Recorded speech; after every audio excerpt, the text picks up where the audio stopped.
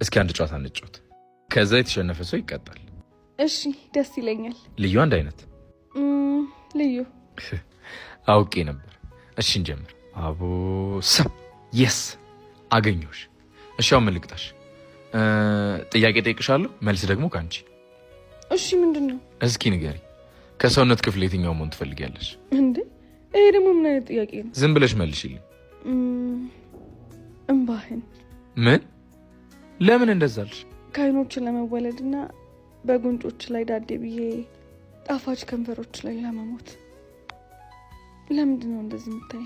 አንቺም ልቤ ውስጥ ገብተሽ እንድጠፊ ይፈልጋሉ። ምክንያቱም በህይወቴ ከወሰንኳቸው ውሳኔዎች የማልጸጸትባት አንቺ ነሽ። የኔ ጌታ ብፈልግ እንኳን ያንን ማድረግ አልችልም። የኔ ልብ እኮ የሚሰራው ለአንተ ብቻ ነው። መቼም ቢሆን አንተ ማጣት አልችልም። የኔ አባት አፈቅራለሁ። እኔም በጣም አፈቅርሻለሁ።